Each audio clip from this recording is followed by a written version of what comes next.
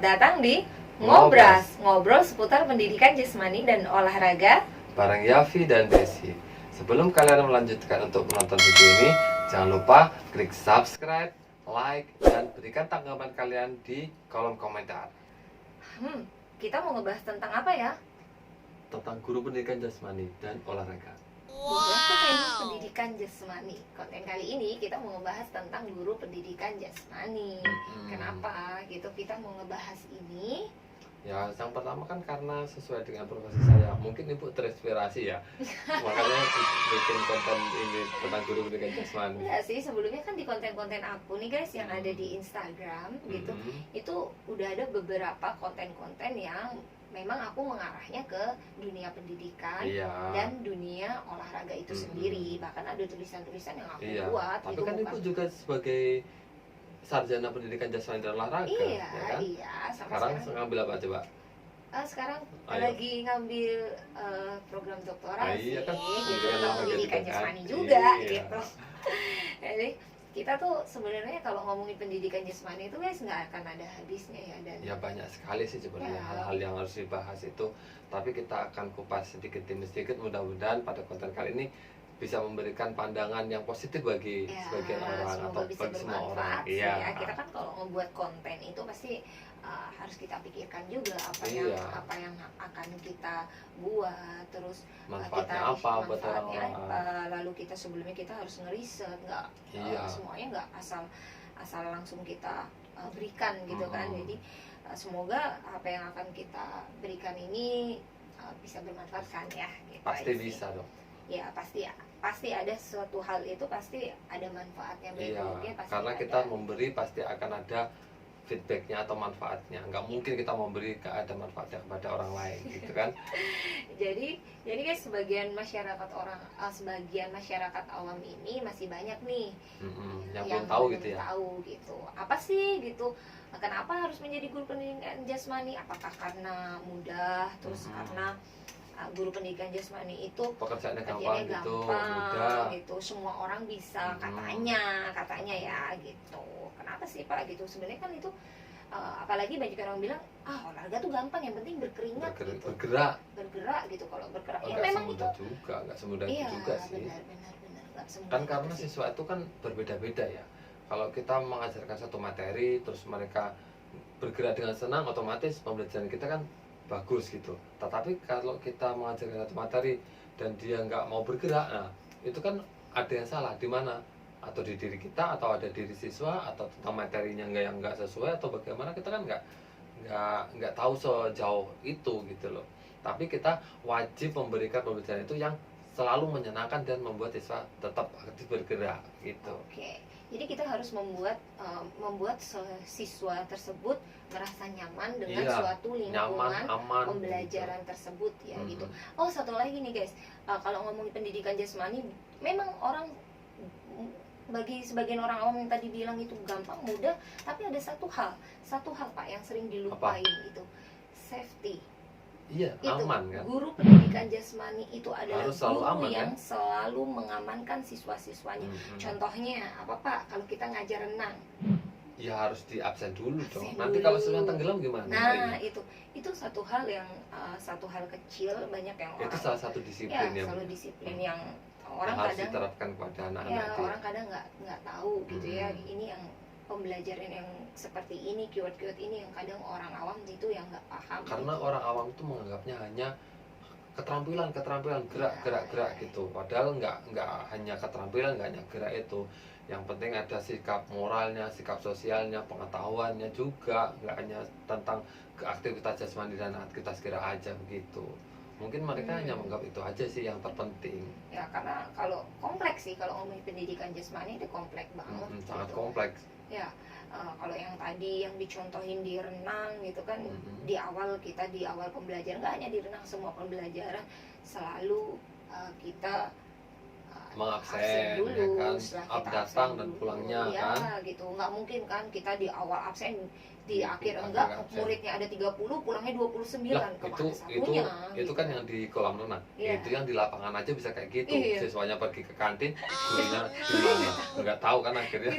Itu banyak banget sih kejadian kayak gitu. Makanya guru pendidikan jasmani itu harus punya wawasan yang knowledge yang luas, yang bagus, terus wawasannya luas, yang banyak, yang harus update, punya keterampilan dan imajinasi yang tinggi. Betul kan? Itu guru pendidikan jasmani itu pokoknya dia harus kreatif ya, harus kreatif itu kreativitasnya tuh harus tinggi, setiap hari harus berkembang gitu, harus banyak baca buku, ngeriset sana sini, dengar dari kanan kiri, harus dengar masukan. Dan yang terpenting dia bisa memanfaatkan apa saja yang ada di sekitarnya atau yang ada di lingkungannya tuh menjadi sebuah pembelajaran gitu loh.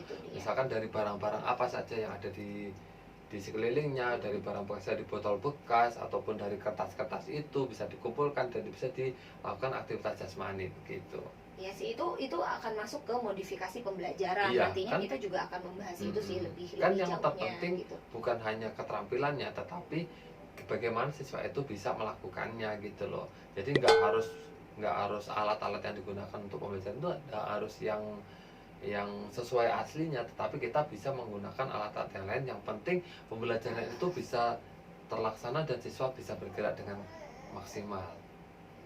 Kita flashback yuk ke masa-masa kuliah kita gitu. Biar orang tuh tahu, biar nggak menganggap semudah itu menjadi guru pendidikan jasmani itu, karena nggak cuman olahraganya aja yang dipraktekkan waktu kuliah ya kan, banyak teori-teori pedagogik yang diajarkan gitu, lalu ilmu-ilmu yang berbau-bau, aku nyebutnya sih ilmu-ilmu matematika kali ya gitu, karena matematika gitu. Juga IPA.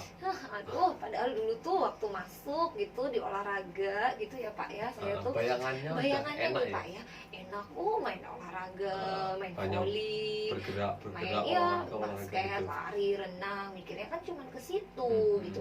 Ternyata waktu kecemplung guys, ya ampun, anatomi tubuh manusia. Cobalah kita belajar tentang tulang-tulang itu tuh yang bener-bener di luar kepala, yang harus hafal satu persatu. Itu tuh yang harus hafal. Untungnya kalau masalah hafal-hafalan otakku agak dari 100% oke lah, 70% oke lah.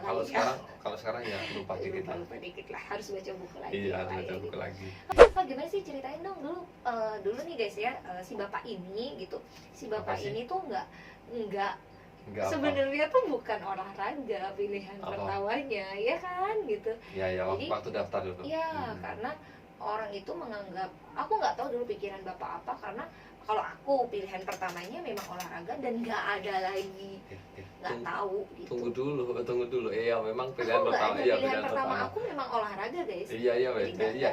Ini olahraga jadi pilihan kedua ini. Ini kalau si bapak sebelah saya ini pilihan pertamanya itu bukan olahraga, karena dia, yang saya tahu ya sampai sekarang detik ini ternyata jiwa-jiwanya itu pilihan pertama itu semakin kesini semakin mau dieksplor gitu. Iya, dieksplor gitu. Ya nggak apa-apa kan, kita harus mengikuti perkembangan zaman gitu loh. Dulu pilihan pertamanya apa sih Pak? Ya tentang teknologi informasi. Zaman dulu tuh lagi tren-trennya ya, 2009. Waktu sekolah kan masih pakai HP yang poliponik gitu. Kalau HP yang sudah ada musiknya tuh luar biasa dah. Iya. Kan? 2000 karena 2012, 2013 baru ada BB itu ya. Iya. Ya, BB Ted gitu. BB itu yang lagi ngetren waktu itu gitu. Jadi kenapa kok olahraga pilihan kedua? Berarti olahraga di ini dong, anak tirikan juga ya. Bapak awalnya mikirnya kayak gitu. Kalau saya kan enggak Pak. Enggak dianak tirikan juga sih Bu. Sebenarnya kan waktu itu kan sebelum mengambil jurusan kan sharing juga kan, kita sharing kepada orang tua, kita sharing kepada om saya waktu itu. Jadi saya tanya, apa sih jurusan yang paling diminati atau dicari ketika saya lulus nanti, nah gitu. Waktu itu dia memilihkan 2 jurusan itu tadi, satu TIK, satu olahraga. Ya udah saya masukin lah, pilihan pertama TIK, pilihan keduanya olahraga. Bapak berarti opportunity ya, mencari peluang. Iya dong ya, kita kan hidupnya kan untuk masa depan, bukan untuk masa sekarang kan. Future ya, gitu. Future-nya apa gitu. Jadi opportunity. Cerdas sih bapak ini sebenarnya. Akhirnya dia guys nggak masuk di IT gitu. masuknya di olahraga gitu. Tapi ini sih pertama kali itu pertama kali kuliah. Bukan pertama kali kuliah gini. Apa tuh? Waktu awal masuk apa? Bukan. Kalau sekarang kayak ada SNMPTN kayak gitu. Oh, itu PMDK. PMDK apa, yang pertama. Okay. Kalau sekarang apa namanya? Prestasi. Kita kalau pakai dulu PMDK. Prestasi pakai dulu namanya PMDK, sekarang prestasi. Enggak, Pak. Tapi itu kan ini, Pak, yang pakai rapor doang, Pak. Iya. Rapor doang. Iya, rapor itu yang sampai 10 besar, di ranking, terus kita bisa mendaftar. Baru kita bisa daftar, terus kita dipanggil untuk seleksi. Seleksi, dikirain Pak, seleksinya Pak, tahu nggak?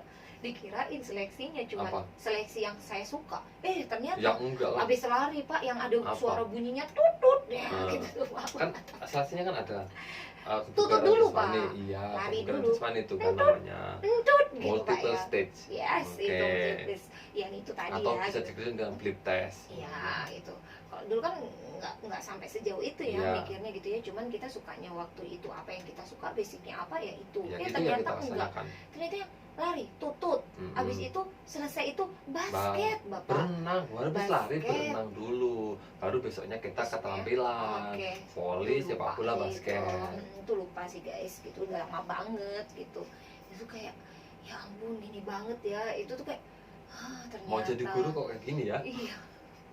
Guru pendidikan jasmani di waktu itu yang orang bilang tuh gampang banget gitu. Ternyata ketika kita masuk tuh nggak semudah itu. Gitu. Banyak banget yang harus kita pelajari. Di semester awal aja kita udah belajar tentang fisiologi, ilmu gizi, terus anatomi, apalagi gitu ya. Banyak sih gitu. Ilmu faal aja udah, ilmu faal 1, ilmu faal 2. Biomekanik lagi, aduh. Sastra Inggris 1, sastra Inggris 2. Iya, bahasa Inggris juga yang harus dipelajari. Dan itu 2 semester ya bahasa Inggris. Dan setiap prakteknya itu kalau di tempat kita, di kampus kita kan semester 1, semester 2 maksudnya atletik 1, atletik 2. Ya, 2 kali kayak gitu. Dan tau gak sih Pak, waktu itu yang paling aku ingat dan paling itu membuat aku shock, aku harus menghitung Pak. Ilmu statistik. Bukan. Apa? Sebelum ilmu statistik kan semester 4 ya, semester 4 ke atas ya. Biomekanika gerak Pak. Bagaimana gerak tendangan Ronaldo itu melengkung terus dihitung guys, cuman kok bisa dihitung parabolanya gitu. Parabolanya iya Pak. Sudutnya berapa? Kecepatannya berapa? Iya, ujiannya itu duduknya di belakang gini Pak, kayak anak SD gitu Pak. Tut. Nyontek sedikit Pak, keluar. Nggak jadi A, nggak jadi B, nggak jadi C. Nggak lulus Pak. L nilainya Pak, GL nggak lulus kon Pak kayak gitu. Itu langsung shock. Kenapa gua harus ini ya gitu? Kenapa gua harus ngitung-ngitung itu gitu? Ternyata semakin kesini guys, ternyata ada manfaatnya juga. Ternyata biomekanik itu nggak cuman untuk menganalisis gerak, tapi biomekanik itu juga untuk bagaimana meningkatkan prestasi olahraga. Nanti kita bahas lagi ya. Iya, kita bahas lagi sih tentang prestasi olahraga gitu. Jadi banyak sih cerita-cerita lucu, cerita-cerita waktu kuliah gitu, gimana mau jadi guru pendidikan jasmani. Dari dulu waktu kuliah kita kan berat banget kuliahnya. Coba bayangin dari sepak bola langsung masuk kelas. Habis itu istirahat sebentar, olahraga lagi di lapangan lagi. Iya kan? Ingat nggak?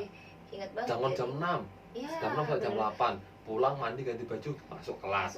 Jadi teori praktek gitu. Itu ada 1 hari di semester 1 sampai di semester 4 itu kita tuh yang memang benar-benar full. Bahkan banyak yang di semester di semester 4 udah semester 4 itu udah sangat full banget. Iya, semester 1 sampai 4, 5 itu udah mulai agak-agak ya gitu. Cuman ketika di semester 1 sampai 4, di semester 3 itu teman-teman banyak yang tipes. Ya betul kan. Banyak yang tipes ya tahu sendiri kan olahraga kalau udah capek gimana. Ya, makanya mie. Ya, jadi kalian kalau ngambil jurusan pendidikan jasmani dan olahraga harus jaga kesehatan dan jaga pola makannya yang paling utama. Kesehatan, mentalnya harus kuat. Jadi harus dari sekarang tuh kalian juga harus di prepare gitu ya.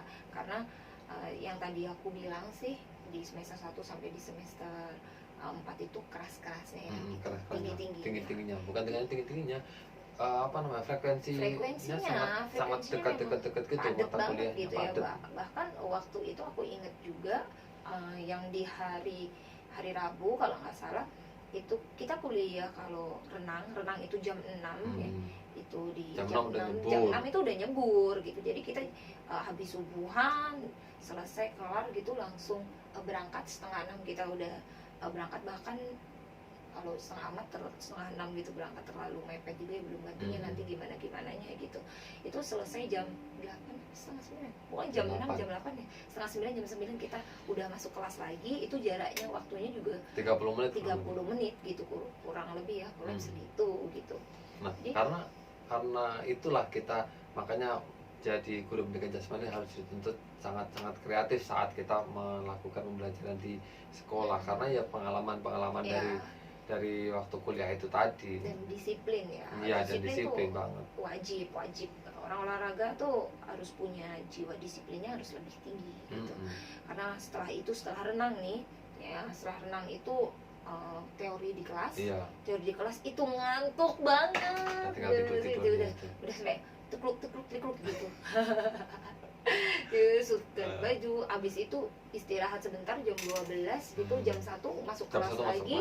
Itu praktek bulu tangkis. Ingat banget aku, itu praktek bulu tangkis. Selesai praktek bulu tangkis, selesai sorenya kita senam apa judo ya? Senam ya, senam itu tempatnya jauh gitu, nggak di situ, di tempat senam itu sendiri. Itu pengalaman yang nggak akan aku lupain bahkan selama menempuh perkuliahan untuk menjadi guru pendidikan jasmani.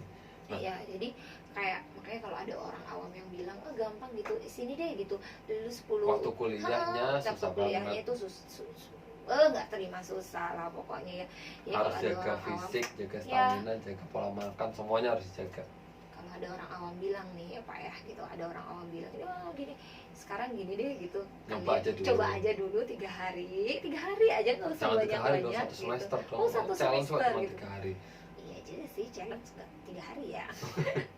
Jadi biar tahu ya 1 semester gitu apa aja sih gitu. Tapi yang di ini ya, yang di S1 ya gitu. Iya, dasar banget ya, karena di situ kalian bakal banyak dapat pembelajaran yang luar biasa yang nggak diduga-duga gitu. Kayak gitu sih guys. Nah itu tadi guys cerita kita tentang kuliah kita di dunia pendidikan jasmani, persiapan apa aja gitu. Karena yang paling penting itu juga yang sering kalian lupa itu mental. Hanya skill ya, tapi mental harus dipersiapkan saat masuk di kuliah. Karena bagi sebagian anak-anak nih yang baru tamat SMA gitu, siswa-siswa yang baru tamat SMA, masuk di guru pendidikan jasmani aja sih gitu. Paling mudah kali ya. Kita atlet gitu, tapi kenyataannya nggak kayak gitu ya gitu. Ketika kamu masuk di dunia pendidikan gitu, kamu nggak hanya pinter skill doang. Iya, tapi harus jaga sikapnya juga. Sikap, kamu juga punya knowledge yang luas gitu. Betul. Kamu juga harus di teori ya, kamu belajar teori, kamu belajar praktek gitu. Oke, skill memang utama, tapi di balik itu banyak banget perintilan nih yang harus sama aja. Kalau pohon itu batangnya tinggi, tapi kan cabangnya banyak. Olahraga itu, pendidikan jasmani itu cabangnya banyak banget bisa kalian share, itu banyak banget gitu. Oke, mungkin itu aja sih gitu. Dan jangan lupa pendidikan jasmani itu belajar tentang 3 aspek yang nggak harus boleh dikuasai. Ya, nggak boleh kalian lupain. Itu ada apa aja sih Pak? Kalau ada aspek psikomotor, itu keterampilan, aspek kognitif itu tentang pengetahuan, dan aspek afektif itu tentang sikap. Oke, itu tadi ya. Guys, jangan sampai kalian lupa sama ketiga aspek itu. Gitu. Oke. Will become PE teacher is not easy. Must have high skill, creativity, innovation, extensive knowledge, and love physical activities from beginning to finish. Guru pendidikan jasmani itu suaranya yang paling lantang, karena kelasnya di lapangan, bukan di dalam kelas. Yang sedikit aja berisik, terus dipanggil, disuruh ngerjain tugas. Karena kata guru pendidikan jasmani aku, nggak berisik itu nggak asik. Semoga konten hari ini bermanfaat. Dan terima kasih untuk seluruh guru pendidikan jasmani yang ada di Indonesia dengan segala kreativitasnya. Mari saling tumbuh bersama, karena cerdas itu berbagi bukan hanya milikmu sendiri. Bye-bye.